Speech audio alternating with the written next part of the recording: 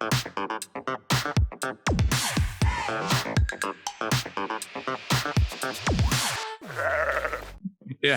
All right. Welcome to the randInt podcast with Raffy and Chandra. Hooray! Yay! And I'm told we should actually begin with like what this podcast is about. So this is the podcast where we look at random things that influence life and other stuff. That's the basic description I came up with. Yeah, I'm going to go with this is random stuff. Well, no, like as in, we have been exploring like the concept of random in various different ways. So we've gone with it in terms of segments, but then we had that one where it's like random life events that have led you to where you are. That's true. Randomness is a part of life. Yeah. Well, I mean, this is why we chose randInt to begin with, right? True. Broad is random. So no timers today because it's a long sode, but I do have an artificial timer because I have to go to dinner in like an hour. So we're beginning with, so how are you? So Chandra, you go off first. Right, not too bad. Well, this week, I've just got back to Bunbury and I've started working again, but I did have a nice week and a half off and managed to get a few days down in Albany. So if you don't know where that is, basically think Perth and then go about 5 hours south down to the bottom tip kind of region.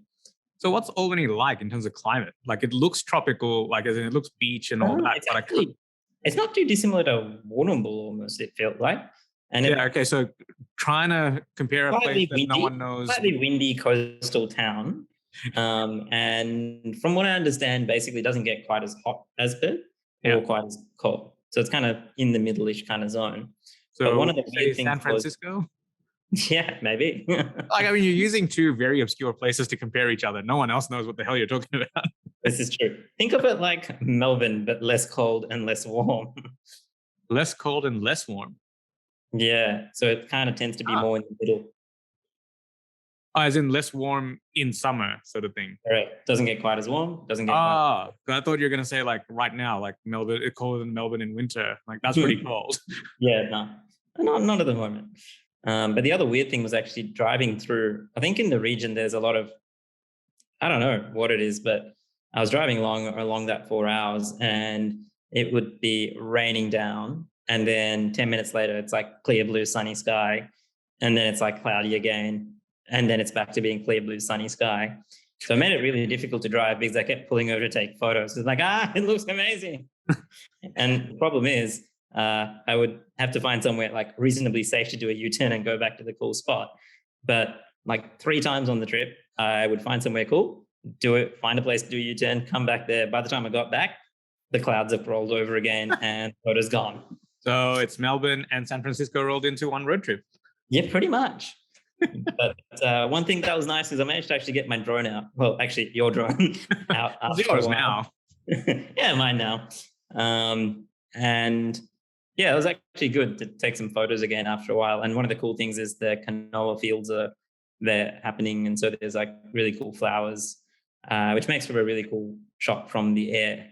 So all right. Yeah. We'll put it up on the next episode of what Chandra's been up to. It'll be there. Stay tuned on it. I've been using the Mavic Mini 2. Oh my God, best little drone ever. So Melbourne was super foggy and I took it out and you can barely see it. Actually, in the fog, you can see the flashing lights better because it diffuses, right? So you can see the red lights. So kind of know where the drone is.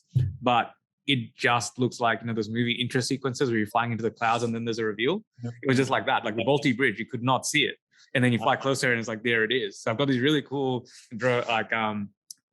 like fog photos of the city. And it was so foggy that I even flew it in front of the Yarra where normally there's like a heli landing spot, but in inclement weather, they're not allowed to fly unless they have special clearance. So then I was like, cool, I'll just fly it. So I flew it in front of like, where the aquarium is and stuff. Like right in the water above. Awesome. Over the water. Yeah. So you can see the city. But the city buildings were shrouded in fog and you're looking at it from a high angle and the sun's just peeking through and so I got some pretty decent shots. The only annoying thing is because it's a 1-inch sensor, it was a bit dark. I don't know what's noise and what's fog. So it's like hard to crank noise reduction up without smooshing. It was like one time I was like, I wish I had the other drone. Yeah. So if anybody is interested in drones, if you want to take low light photos, the Mavic Pro 2 is the one you have to get, or the Phantom 4 Pro. Oh, actually, the Air 2S is also pretty good now. Oh, cool. Okay. But just wait for the Mavic 3. All the leaks, it can't be that far off. It's a bit delayed, but that one should be pretty darn good. Yeah, and back to so was this a holiday or were you actually working in Albany? No, I just had like a week and a half off, and it was interesting actually. One of my friends he was the year above me, he's setting up his own sort of setup down there in Albany. So I'm going to be covering him for a week later in August. So I just sort of went down to check it out and everything, and check out Albany because I've only been there once before for a conference, but never really spent any time exploring. But yeah, it's a really nice town. It's like a very chilled out coastal town. Yeah, I definitely recommend. Like Great Ocean Road-ish? Yeah, think of one of the, maybe something like Apollo Bay or somewhere that you'd stop along the way. Yeah. And it's got a lot of old style buildings as well. Oh, nice. And interestingly, some decent restaurants as well. So yeah. Why is the town there? Like, as in, what was the thing that? Don't know. I think there's a lot of French sounding names. So I'm guessing it wasn't a mine, or there wasn't like a. No pirates I'm aware of. But there was no core industry that they had to build. I think usually mining there. It's a big bay there, and there is a reasonable amount. It looks like there's a couple of ships and stuff in there. Okay, so maybe a freight port or something. Okay. Yes. Yeah, fair enough. Yeah, and then you've got down back to operating. Yeah, so that was nice. Always nice. I had a couple of days of operating, and there's something nice about just operating all day one day, and then continuing on to operate the next day. It's almost like you just reinforce your muscle memory, and any tiny little tweaks and changes you make, it's just so much easier to see when you just do back to back. So it just lets you deliberate practice. Yeah, pretty much. Otherwise, there's often a few days gap between operating. Have you thought about anesthetics, where it's all the same thing all every day? Every so often, maybe once every 2 months, you get a clinic and you're like, why? This sucks. I never want to do this again. Yeah, unfortunately, not quite. Clinic takes up a decent chunk of our day. But yeah, and yeah, final thing is, I guess, I've been living in a house because it was free. So, that was great. But I've realized how much I miss. Yes, because as an opt-out, you really need to cheap out. Well, hey man, a penny served is a penny earned. Has nobody taught you this? No, like when were you in England that you had pennies? This is true. I'm not sure what you do with the penny. Anyway, you know how it used to be a dollar, another day, another dollar? That saying. So randomly, I looked up. This was for the Sunday Surprise newsletter. So it turns out it was first coined during when they dug the Panama Canal. So when I was researching the Evergreen, like how that tanker got stuck along the Panama Canal, So it turns out it came from then, because at the time that was the going rate. It was slave labor at the time still. So I think the going rate was like $5, and they're paying $1. But at the time, for every day you worked, you got $1. And I think it was like an American company or French company. I don't know, Suez. I think Suez is the Suez Canal. Anyway, whoever the company was that did it, that's what they were paying the workers. That's where the dollar every day, another dollar comes from. I like it. So they basically paid people nothing, but made a really cool saying out of it. Therefore, it's okay. That's what I'm hearing. What do you mean? Benefits of colonialism is everywhere, right? This don't tell Scotty from marketing. So how's the apartment with the view? Yeah, it's really good actually. It kind of made me realize, I do like having somewhere with a view. I can only just see the reflection of it in your eye on your glasses. I'm overlooking a beach and ocean, and it's quite nice. Actually, it's like, WA coastline is just amazing at sunset. Like, it's just epic sunset. That's how it is. You get sunset because it's the west coast, so you get sunset right outside here, and it looks amazing. So that's kind of nice. Yeah, nice. And you've also, I had to ask you a question, which is, everywhere else in Australia has either been locked, well, we've just come out of lockdown. You've not had lockdowns for like the last however many months. So what's that like? Does it seem good? But I hear there is this COVID thing, but I hear that our great leader Chairman McCowan has fought the coronavirus single-handedly and banned it at the border. And anybody that tries to come over here, any dirty Victorians. Well, it's actually dirty New South Wales at the moment. That is true. Though there was a map of Australia which it showed the different colours for different parts of Australia. It starts off with like New South Wales red, then Queensland, then New South Wales and Victoria red, then the entire eastern seaboard is red, and then South Australia was red. Just waiting for like WA just to break off and go, we are a new country. But does it feel like that though? Because like, here, the entire news cycle is Victoria and New South Wales, just COVID numbers on and on. Yes, and there's something called the Olympics going on, I think, but no one cares about the medal tally as much as they do COVID numbers. Well, I think the thing here is just, yeah, I mean, the only reason I keep a tab on stuff is just because, people over home. But yeah, there's like very little sense of any COVID stuff going on. Like, they've done well life is normal. That's good. I'm yeah. It's been nice to nice and not nice. Like literally the day after so lockdown's lifted. This is Saturday on Tuesday night. Yeah. And lockdowns were lifted on Wednesday. And I remember going, oh yeah, it'll slowly ramp up because our office is still at 25% capacity and people are still meant to work from home. So on the Tuesday before lockdowns lifted, I was like driving over the West Gate and, traffic was nice as it is. And I was like, oh yeah, it'll take a little while for it to get back to normal. Wednesday morning, driving out towards the western suburbs, and literally the in lanes are in a traffic gridlock standstill. And I was like, wow, that did not take long at all, even at 25%. It was just shockers. Like there was no movement. And this is early in the morning. So yeah, that's going to be one of the perks of one of the few perks of lockdown, but it's just nice to have cafes open. Hence we're going out for dinner tonight because I'm like, damn it, we got to get them all in before the next one strikes. Yeah, it's that, well, you've got an opportunity, go, don't stop. Yeah. So what was I going to talk about? Oh yeah, so lockdowns and fatigue. Yeah, so been happening with you. Yeah, so because of the last so this was the 5th lockdown. In lockdown 4, which was only a month and a bit ago, I'd gone away for a couple of days to Bendigo. I think we had an episode just before or after that. And on the way back, so that was meant to be like the first part of a little holiday. So I had 2 days over there, then we were coming back. And as we were driving back on the news, they announced the lockdown. So the next part of the holiday, which was meant to be this hike in the country Victoria, got cancelled. And as a result, I was at home. I didn't really work extra, but I kind of still worked. So it didn't feel like a holiday.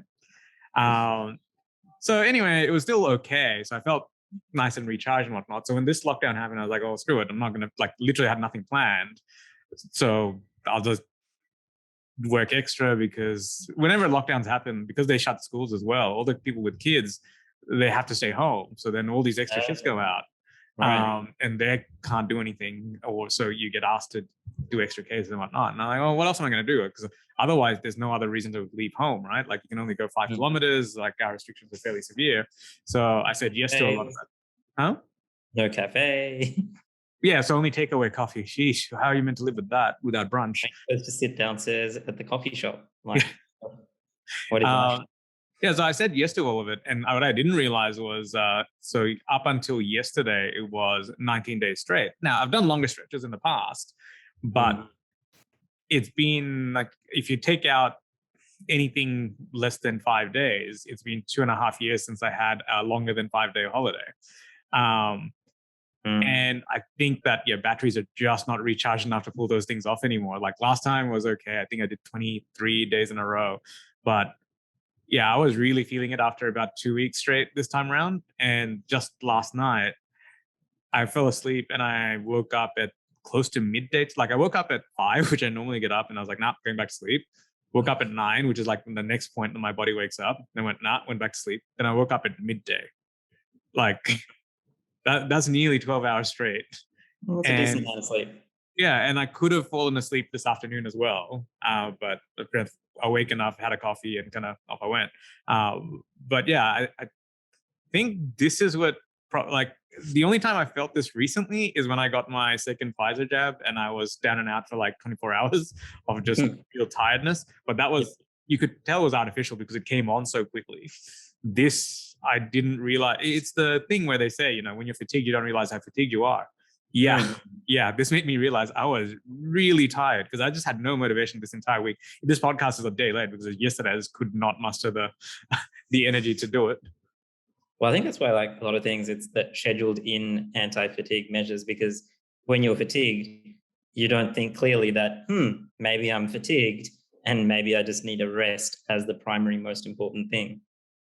Yeah. And so, I mean, we talked about this in the past as well. Like I've tried to have that built into the schedule, but with COVID and lockdowns and this and that always happening, it just makes it hard to enforce it because as like we were just talking about before starting the podcast, like a lot of our friends are surgeons. And actually this happened on Wednesday, actually, just as the lockdowns lifted. I was chatting to a friend. I think I sent you the screenshot, like that friend who wants to play Dota with us. Oh, yeah. So we were just texting about playing computer games for like all day, right? Then he rings at like 6 o'clock. I'm like, surely he doesn't want to play now. And I was like, oh, hey, what's up? He's like, oh, hey, my son's got croup. Can you cover me on call? I'm like, what? So you can't even answer phone calls without getting roped into extra work sometimes. And like, what are you going to do? Like, I mean, I couldn't do the whole. Well, yeah, I couldn't do all of it because I was working the next morning, but I was like, look, I'll cover it till midnight. But then it got to 10 o'clock where I would have normally gone to sleep. And I was like, well, if I get called between now, like there's probably another hour where if I get called, I'm going to have to go in. And I didn't want to be groggy because, people can tell when you've just woken up. And also you're just not sharp, both from a driving and everything else point of view. So then that becomes a late night where you go, okay, I'll sleep at midnight. Then I can turn my phone off. No one's going to call, yada, yada, yada. But then the next day you feel it and then it just kind of builds up without you realizing how bad it is. So I've decided that not next week, the week after, and most of the week after that, I'm taking off and I'm just saying no to everything and just having a proper break. And it's actually been really nice to be able to look forward to stuff, even though I can't plan anything. Like as in... but you can plan to not be at work. That's a good plan. Yeah, so I've decided very last minute, I'm going to see how it is. And on the Friday of the week before, I'll book something in for going away if I can. Well, the thing is, I mean, there's always going to be something available last minute. Well, I hope so, because that could be part of the fun, actually. Just see what is available last minute that you wouldn't otherwise go to and go, well, that one. Yeah. So I also have to be a bit strategic because I can probably leave the cats alone for a couple of days. But yes. Which brings me into the next thing that's been really nice. I can see. So I've always wanted my cat back. So I've got both my cats now. I got an adopted one last year.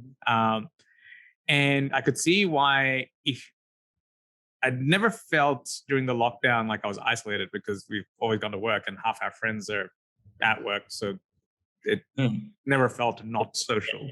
But just these last 2-3 weeks where I've just been very, very tired, I've kind of come home, and I normally don't come home and just put on TV and then that's it. That's all I do for the evening. But that's what I've done for the last week. And because it's winter and one of my cats has become really needy, he'll come up and just sit on my lap. And it's just been like a really oddly satisfyingly comforting thing. Just to, like, he won't do anything else. He just literally comes on your lap and falls asleep. And look, I can't get up, and that's partly the reason why I've just kind of finished entire seasons of BoJack Horseman. Hey, finally! But it's also therapeutic.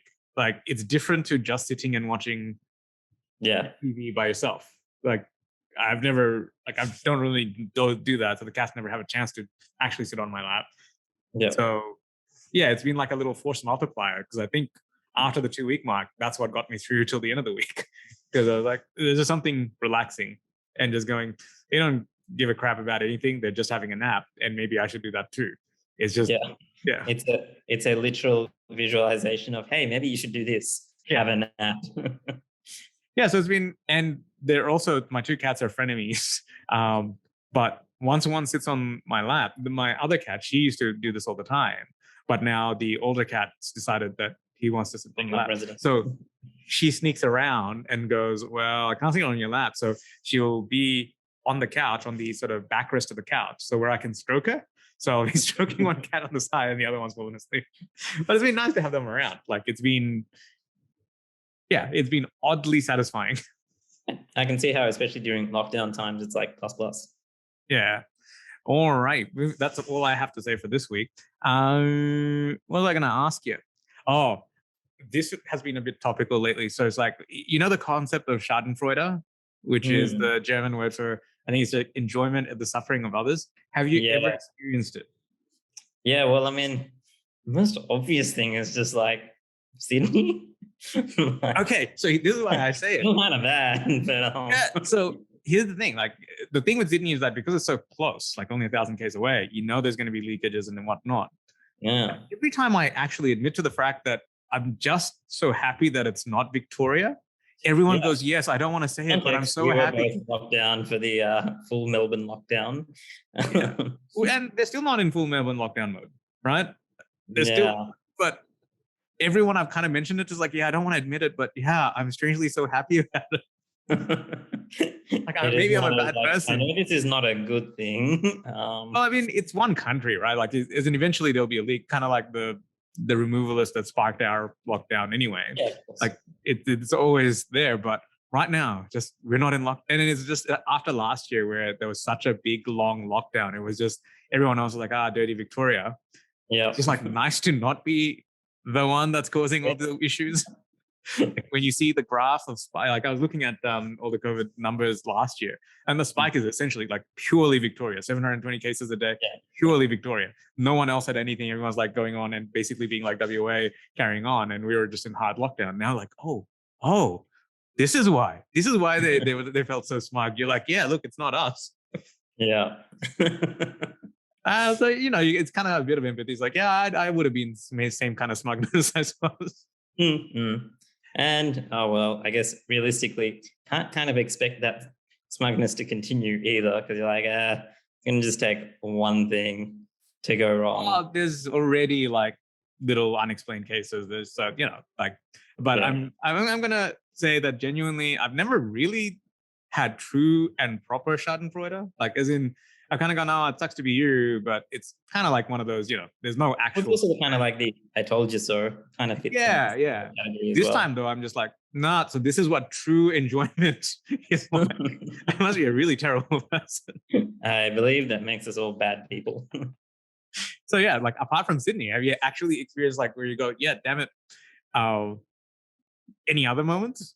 Well, I can't think of exact ones, but it's usually the "I told you so" moments. Okay. Yeah.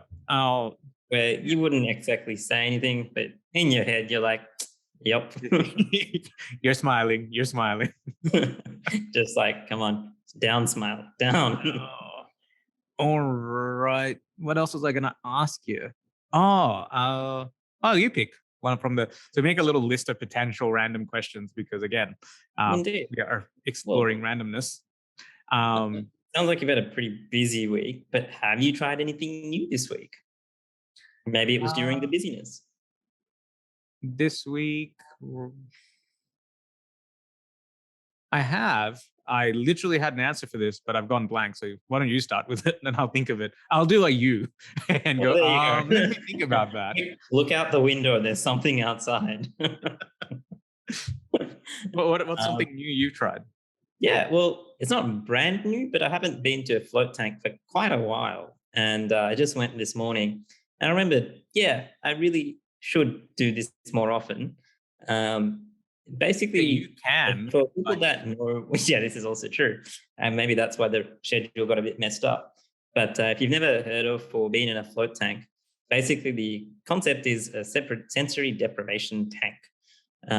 That's the fancy word for it. But in a nutshell, essentially, it's like a salty bath that you float in with. Think of a bathtub with a lid on it. Think of a coffin with salt water. Yeah, well done on the advertising fund. Wow, Chandra, the marketing guru. Hey, do you want to be buried alive in a drowning tank?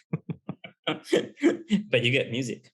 But to explain it to you a bit more, basically think of it as a really, really, imagine like almost like a big bathtub. So much bigger than regular bathtub, almost the size of your bed, say, about 3 times, I'd say. You can't touch the sides. Between a single and a double bed, and you can't touch the sides. You kind of float in it.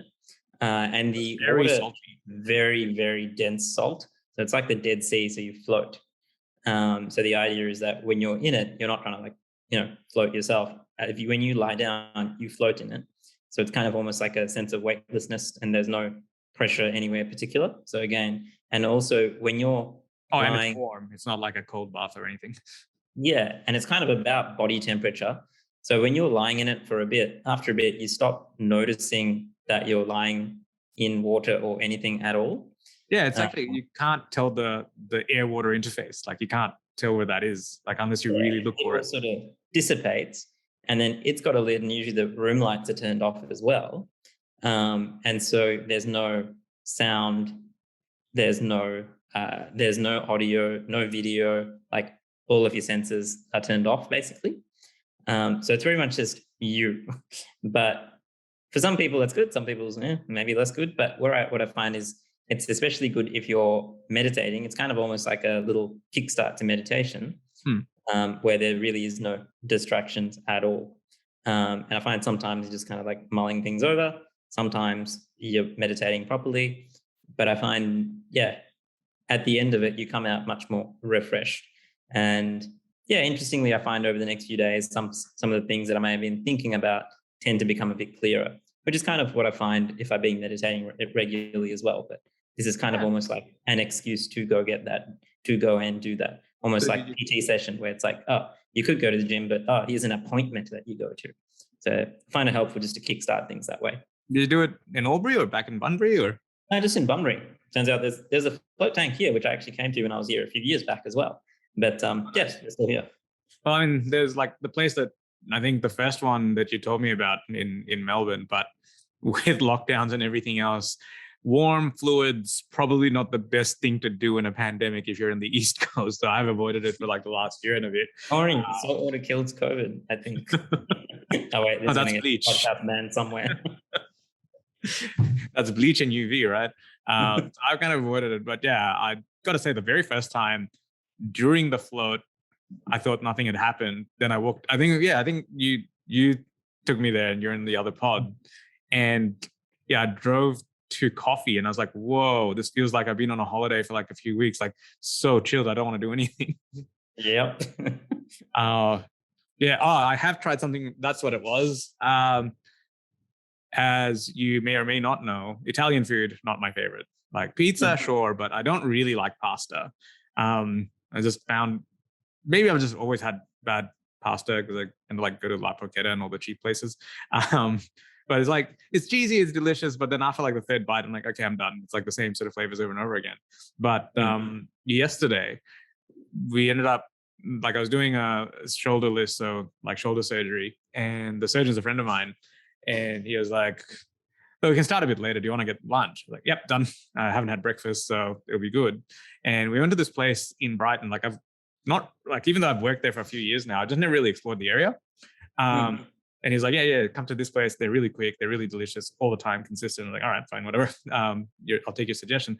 And literally said, we had about 15 minutes. So I literally sat down, he pointed at the menu, I pointed at something, and that food came like 5 minutes later. So I was like, wow, it's almost fast food. It can't be that good. But it was amazing. It was just super freaking delicious. And I was like, is this what I've been avoiding for the last 10 plus years? And unlike every other time I've had Italian and then felt like a giant ball of cheesy carbiness has sat in my stomach, making me sleepy. Nap time. Yeah, so no nap time. Like it was quality. So I came away from it feeling like it didn't feel like an unhealthy meal. And it was lamb as well. You would have loved it. So I've always tried to try the things that I don't like at least once a year if it comes up. But for the last however many years, every time I've tried Italian, I'm like, I'm going to go back to avoiding it again. This was the first time I've gone, no, actual pasta, actually yummy. So I think, so it's not a new thing, but it almost feels like a new thing. So I think the next time, not tonight because we're going for fried chicken, because classics are classics, all right? I'm going to actually try and book somewhere that's like known to be really quality Italian food and give it a red hot And crack. replicate it. Yeah, well, just like try one of the famous Italian. Like I've literally not gone to a single Italian restaurant in Melbourne that I can think of. All right. I think Okay. Wagon Street in med school was it. Like that's literally the last time. And Doc Pizza. But Well, actually, that ties on well to the random fact that I was going to talk about. Okay. So into that segue here. Yeah, so I've been doing a little bit more cooking because I'm like, well, find something interesting to do. And that was first when I got locked down coming into WA. Yeah. But one of the things I've learned about, because I was making some pesto. Yeah. I was like, okay, cool, let's just have a go at making it. But I noticed that it goes brown if you leave it the fresh, sort of, if you freshly make it. It goes brown pretty quickly. If you accidentally leave it, like got distracted, came back a while later. You add like lemon juice or something to it? Well, it turns out what you do is you blanch them, and that stops it happening. So it turns out it's a oxidizing reaction, and with a chemical called ethanol oxidase. And if you blanch it quickly and then put it into ice water, it stops that reaction from happening later. So your just denatures the enzyme. Yeah. So that way your fresh pesto stays fresh for a while longer. Oh, so there you go. Everybody's experimenting. Give it a go. Oh, it's like fruit salad back in the home ec days in high school, which is fruit salad. If you don't get it fresh, always has a tang because they always add lime juice, and lime juice does exactly the same thing with like apples and any sort of high sucrose fruits. So if you add that, it stops the browning by the similar reaction. I can't remember exactly if it's the same, but that's the other one. It coats it and stops the oxidation from oxygen. So that's random fact. That's why you get that sort of, and it also turns out, I think it's not umami. I think there's another flavor combination like where salty and sweet actually, it's like sweet and sour sauce, why it's so popular. And usually the default in many cuisines is because that combination hits your taste buds more than just sweet or just salty. Like it's more stimulating. So hence it's like, 2-for-1 deal, really. You get non-brown fruits, but then you also get more yum. So random fact that there's two things I found, again, they're going to come up in the Sunday Surprise newsletter. One was this concept of this thing called time crystals that I read about ages ago, mainly because it sounds like a sci-fi thing. But it turns out something you sell to people. Yeah. So so time crystals are very hard to describe. So think of a normal crystal. I'm going to skip this one, like the tidbits of it. The high, like I don't fully understand it. So you think of like, say, if a diamond is a rearrangement of carbon molecules, right? Like it's the same as a lump of coal, but rearranged. So then that crystalline structure gives it its properties. A time crystal is a specific organization of electrons, right? So basically, it turns out if you have these weird associations of other elements nearby, electrons will get trapped in a certain location. So you know how it's meant to be like orbiting, The probabilities means that they're right in this narrow spectrum, right? And if you line them up just right, you end up with the structure that theoretically, and they've not been able to. So the reason this came out is there's been this push towards quantum computing, like solving equations that traditional things can't solve in our lifetimes. So they use quantum computing to model this, and it came up as yes. So what it does is it forms this crystal structure that oscillates in time. So it actually changes position between two states over and over again without any net loss of energy. This is the closest theoretically provable perpetual motion machine that's ever been done. Right? So no one's built it, so it can still fall apart because it's only just a model. But this is actually like that step beyond where the equations seem to suggest that you can build this thing that is kind of like, when the Higgs boson got discovered with the Large Hadron Collider. Everyone knew there should be a particle that's roughly this size in this sort of a configuration. We just got to prove it, right? So this is the closest equation we've come to for having a perpetual motion machine. And it's diametrically opposite to everything else that all the laws of thermodynamics state, because it's like, for any matter, if you heat it up, it loses the energy and goes back to its laziest state, right? So this seems to be the laziest, and the laziest state is the most stable state. So this is stable, but it's the lowest. It's a stable but changing. So it constantly moves around based on, complex physics that I don't quite understand. So it oscillates between two positions, but it will perpetually do that unless interrupted. I don't know. Perpetual motion sounds sus. Yeah, absolutely. Because it's never, ever, ever. Well, no one's ever, like, as in, hardcore theorists have always kind of said, nah, it's not going to work. But these are the hardcore theorists that are going, it might actually work. And the interesting thing is everything's not doable until it's been done. And then people usually work out. And like, take this one with a grain of salt, but this is the first time I've seen like the article I was reading was like an offshoot of a hardcore physics journal. So like it's a more readable version of it. Like they've taken the abstract article and turned it into a bit more of a news piece. But I was like, wow, like this is dense, right? So they've seems to actually have some weight behind it. But the interesting thing is that if doable, this might be, so there's been this is again, I've been reading this book called The Beginning of Infinity, which is written, it's a philosopher who's also a physicist. So it's like hard sciencey stuff with philosophy in it. It took me ages to get through, but it's like a really insightful book.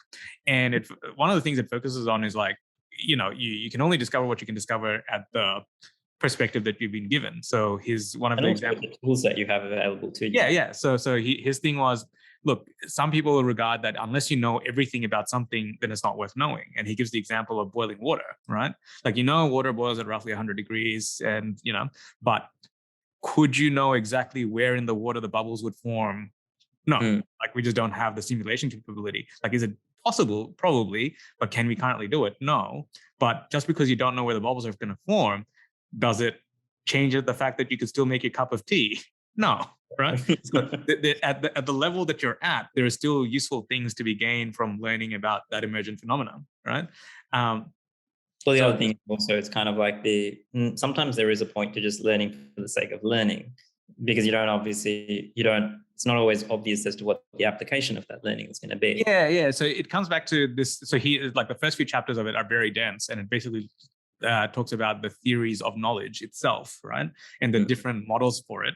One is the holist model, which basically says that unless you can learn all of it, most of it's not worth knowing, or you can't know it, so it's the realm of the gods, right? Like this was the ancient philosophy sort of version of things. And if it begins with an argument against all those things and why.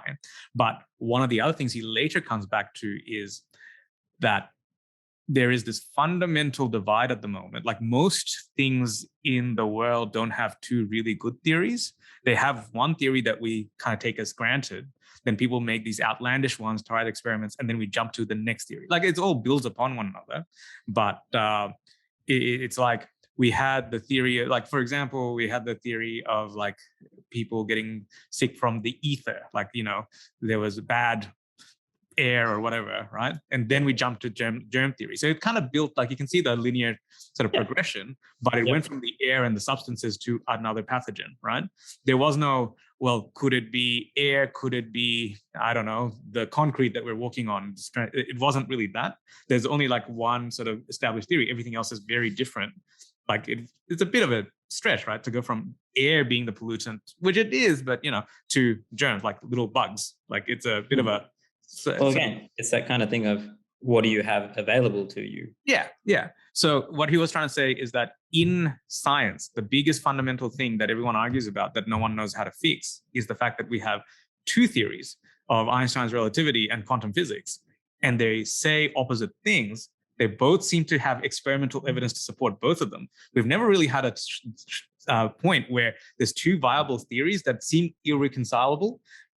And how do you proceed there? It's not like you test against one because the other also has like, the whole scientific process of testing the null hypothesis and then coming back to the normal. But you have two valid ones. So which one's the null, right? Well, I think with like a lot of these things, like even in medicine, for example, we test for a bunch of stuff that we don't know. And then later on, we find something out new or have some new machine or some other understanding, which then in retrospect It's also Absolutely, clear. absolutely. So this book, if you are curious about this sort of stuff, talks about all this, right? But it's one of those fundamental things has been that we've always assumed that we'd know one thing and test it against it. But this is one of those core bits of physics that actually has two things, right? But what I wonder is that if we find time crystals, right, which seems to break that one of the fundamental laws of physics and chemistry again, like, will that be the stepping stone that lets us actually unite quantum physics? Because it requires you to quantum manage where the electrons go, right? Like, this is very hard physics thing of trying to place an electron in exactly the right configuration. That's very hard to do. Like, you can only do in simulation at the moment, but the simulation of a physical construct, like, yeah, it could be like that bridging thing that, and they're calling it a new state of matter, right? Like, kind of like, solid liquid gases and plasma, but this could be time crystal mode, where maybe you can make everything oscillate in a certain configuration. And that's like, if you solve for that, you can then marry up quantum physics and traditional physics, because that's the missing link. Like, it's like that final step, and then everything behaves in quantum physics if you can get it past that step, So yeah, anyway, that was my very nerdy thing of this week that I kind of don't even know how to explain properly, but got me excited because I'm like, okay, like hardcore physics people talking about perpetual motion machines, that's new. Well, tell us if you'd like to hear more about physics. Yeah, I don't think anyone wants to believe that. Just saying, it is randInt for a reason. You never know what you're getting. Okay, so this was a segment. So let's move on to segment number 3. So right when we began the podcast, we made a list of things that we wanted to that are involved with random things, but that we wanted to make into segments. And one was called Wishful Thinking, which is technology or services that you wish existed. Like, what's that blue sky thinking come true for you? Like, what do you think would change the world? So Chandra, you go first. Well, I reckon mine's more boring, that's why. Would be really handy. Sorry, what was that? Teleportation would be at the top of my list at the moment. Yeah. But also partly because I was just watching a video review of the new Tesla Model S plate. I was like, yeah, these are really cool, etc. But really, if you want to get from place A to place B, which is a decent chunk of a day for a large number of people, would be really nice to have that done instantaneously. Now, there's obvious disadvantages. What about the journey? There's obvious disadvantages from a pandemic perspective on a practical basis. What do you mean? What could go wrong with instant spread of people everywhere? But well, I mean, it goes from a pandemic to you get herd immunity quick. That's all. Yeah, exactly. But so do the vaccines. Pfizer doesn't have to wait for the shipments.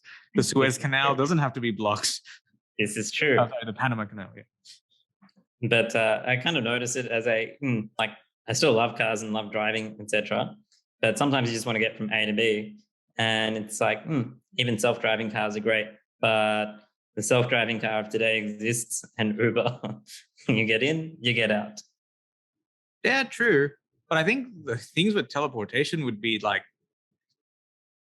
man, if we're already kind of at energy extremists without going to nuclear power and other stuff, like, I can't imagine that. Maybe there is a perpetual motion, perpetual energy derivation that we can use. Have you heard about these time crystals? Hey, maybe that's it. There you go, linking it all together. But yeah, that's on my wish list. So I thought about this a while ago, right? If teleportation got invented, you know what you'd need? What? You'd need a teleport, like, as in, you'd come home, right? But you wouldn't open a door. Like, there'd be no doors because there's no point for it, right? But what you then need is a teleport shield. Like, you'd get in and you'd turn on the shield so no one else could teleport in. Like, as in, think about it. Like, from a practical point of view, right? And if you could enable teleportation, you wouldn't need windows. You would literally have like a clear pane that looks onto any other spot. And then could you have simultaneous, like, live streams, like simultaneous teleport windows looking at the Eiffel Tower or wherever the hell you want to look at?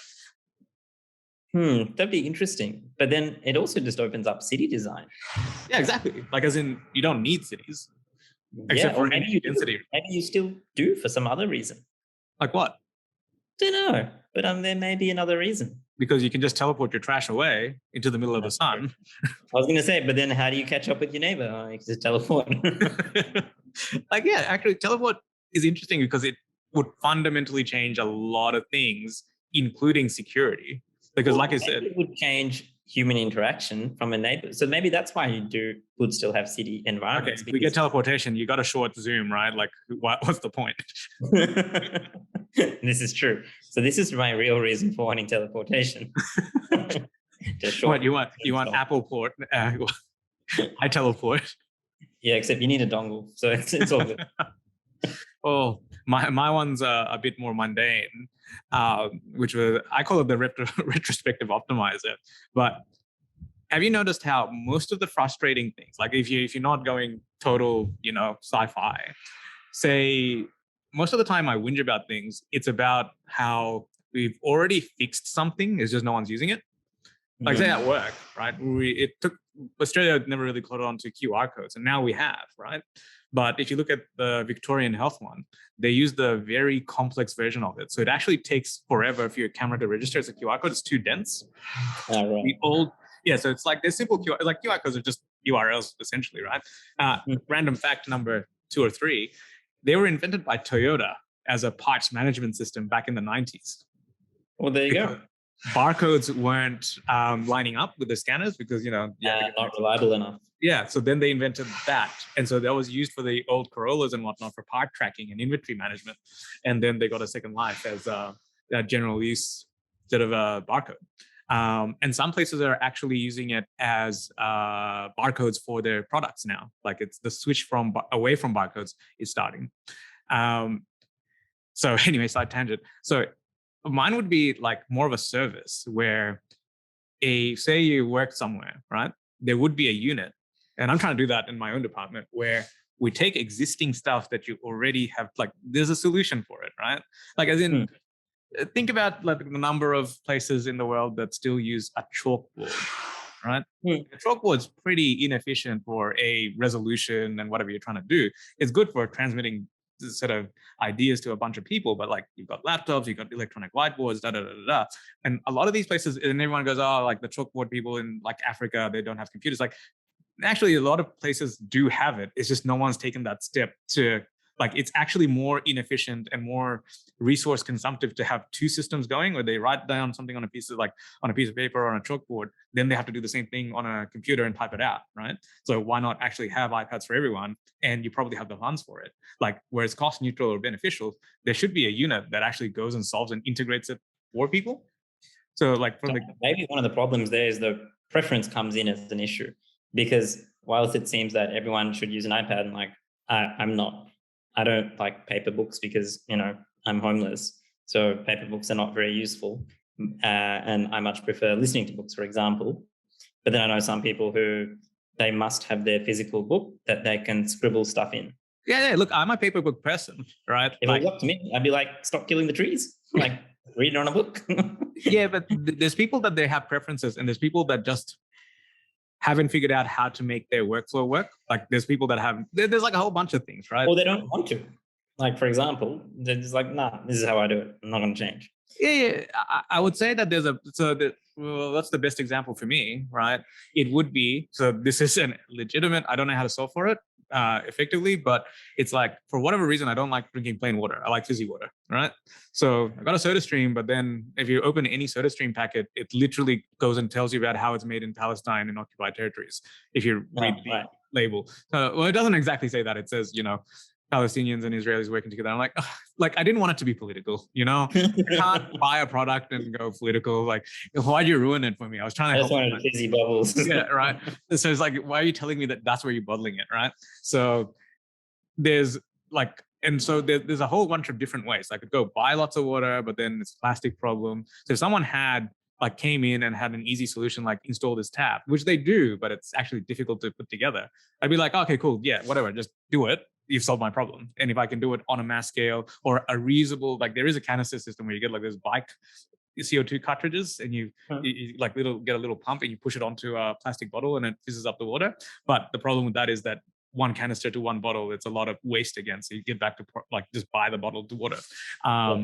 So I haven't got an easy solution, there might be one that probably is solved, but I've never really gone looking. I have a problem, but if someone goes, hey, I'll come and solve it for you, I'd be like, yeah, absolutely. So there's probably a whole bunch of these little things that I want solved. I don't have a preference which one it is, as long as you don't make it political or this or that, right? Just solve it. And that I'd be okay for. See, this is a really interesting thing because it crosses over a lot to startup land, where it's all about, for example, if you're trying to develop a new product or a service, you're trying to find out, does anybody actually want this? Yeah. So here's the thing. So all the startups that you hear about, say Facebook and the Teslas and whatnot, are trying to develop new things, right? The ones that you don't hear about that I think deserve a bit more of a bit of glory is the ones that take the innovation. Like they really, it's like, say, for example, the space startups. Well, yeah, doing an Apple, right? Like doing an Apple, but on a smaller scale. Like Apple's still developing the products that make things easy. They don't help you deploy it as much. In fact, that's probably Apple's biggest downfall is that they have great products, but because their deployment issues are so high, workplaces don't use Apple, right? Like most workplaces still use Microsoft because as clunky as it is, it's easier to deploy. Microsoft solved more of the deployment issues of how to get IT people to like log in and help you out than Apple has. Apple stuff doesn't break down, but when it does, no one can log in to do stuff. It's just too secure. But yeah, that's the thing though. See, so from the startup perspective, that's exactly what it's about, which is finding a problem to solve that people really want solved. So for example, some people are like, oh, this would be nice to have. But then if you ask them, how much would you pay for that? They'd be like, well, it's not that big of a problem. And so there's a good book, if anybody's looking, called The Mum Test, which is, if you ask people, hey, really good book, would recommend, especially if you're doing like startup research and stuff. Where if you ask somebody, hey, do you want this? They'd be like, yeah, this is awesome. Like if you think, it'd be great to have an app that would collate all of my coffee cards or something like that. And there's a whole bunch of them now as well. But before these were super common as well, and people weren't carrying phones, etc. Well, then it becomes like, oh, okay, what have you done to try to solve this problem already? And if you haven't really done anything at all to try to solve this problem, probably not super important to you. And then also picking who your target market is. So for example, if Apple has decided that actually consumers are their biggest market, not businesses, therefore, they don't really want to have mobile device management and all that stuff. They just want the most secure thing that an individual would want. Very true. And that's their main market. And they're like, we're going to make the best thing in the world for that. And test, hey, are you willing to pay double the market rate for this? And they found, yes, people are happy to pay double whatever everything else is priced for that convenience, or, you pay the Apple tax. So it's a two-part thing. One is the how badly do people want it solved? And then who are you solving it for as well? Yeah. No, I see that. Like my thing was more just like, if you have is there enough people that want it solved? Yeah. And this is something that changes over time because, for example, say, what's something that's relatively new? Say carrying around smartphones. Actually, no, that's not a good one because that was because technology enabled it. But say, actually, different apps to work out how many steps you're walking and your health data and stuff, and making sense of that. Well, previously, nobody really had Fitbits or any sort of health data electronically. So there's no need for an app that manages all that data. Whereas now people are starting to generate more and more. And so now there is a need. But right now, it's still a fairly small market. So it doesn't make sense for somebody to make something for that group because not that many people want it. So it becomes one of those sort of tech innovation waves. There's like a waves where you can be the first wave where you make the market, or you can follow along in one of the subsequent waves. And that's very much. Yeah, I think that's like very much. So I think the difference is like you have, say, for example, the marketing companies. Like marketing became a thing, and now marketing companies help other businesses do their marketing, right? But it's more. That's fine. That's like a product as a service, but it's in the actual company itself, right? Like what is not your key component strength. There's also probably a whole bunch of things that you don't realize can be optimized. Like it's no one's job to go through, like it's meant to be the CEO's job, but like everyone's busy, right? Like you don't have people just walking around going like, do the mini startup in your own company is what I kind of mean. Like the example, the reason I even came up with this is like Zoom, right? We got started, like where I work got started before the pandemic. Before it was a thing, we tried a few different formats for doing our monthly, twice a monthly mortality meetings where we talk about like any sort of complications and whatnot.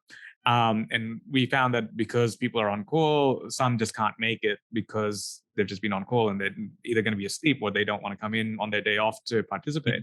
Fair enough.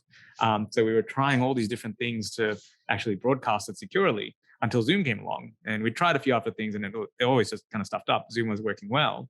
And then the pandemic hit. And then everyone in our healthcare organization wanted it. And so I remember sitting down with like one of the CEOs of Zoom, like Australia was there, and the company that was deploying all the IT equipment was there. And like, you know, this guy from the IT group, they're like, oh yeah, so very soon Zoom's going to have this, like if you have the mobile app, you're going to walk into a Zoom room, it'll detect who you are and it'll say, hey, is this the meeting you want to join? Tap yes, done. And everyone's like, yeah. And this is like what my boss was talking about in the department meetings. I'm like, okay.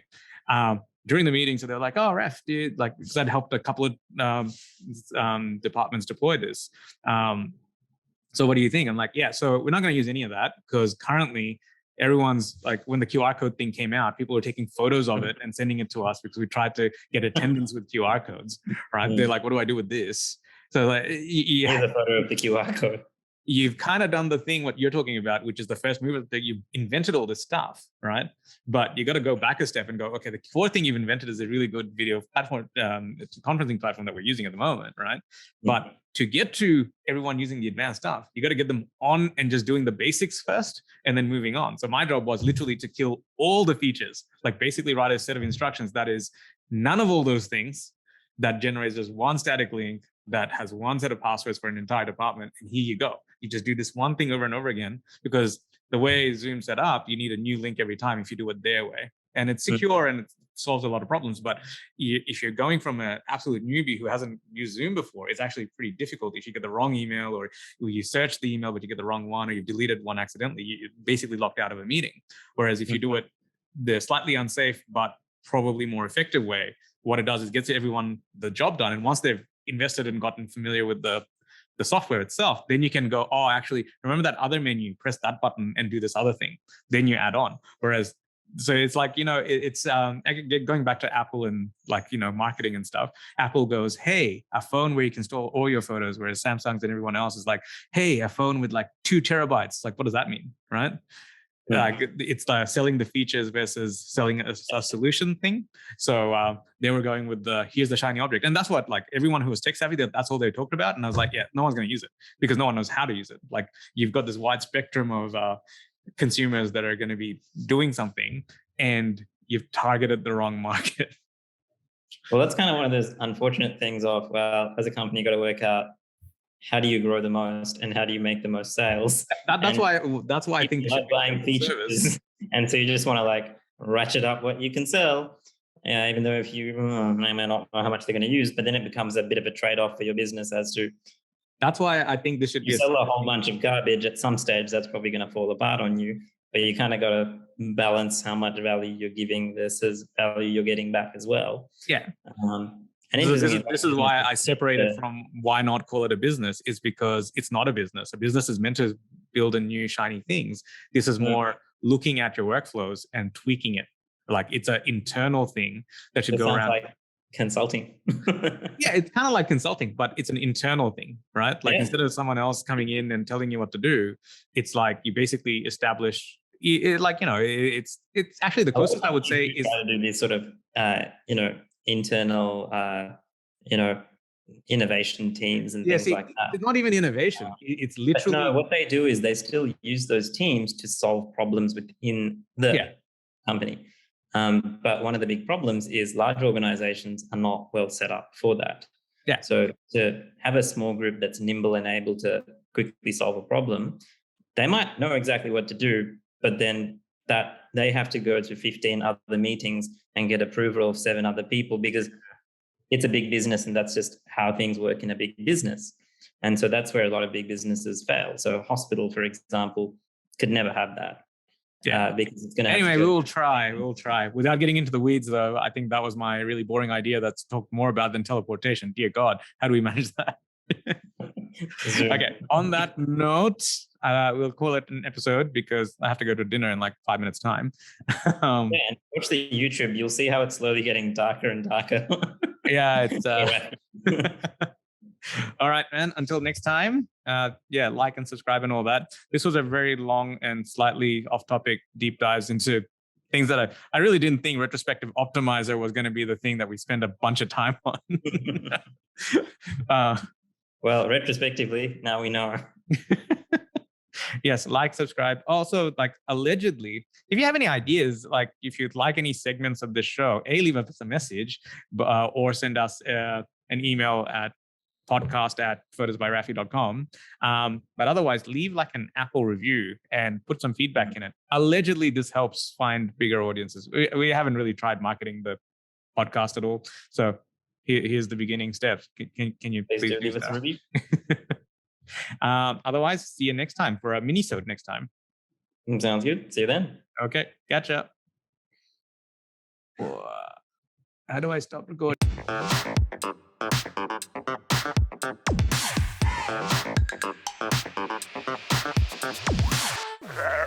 Mission. Recording in progress. Oh my God, it is recording. Where is it recording? Yeah, I think I've hit record. Are you recording to cloud or local? Hello? Is this thing on?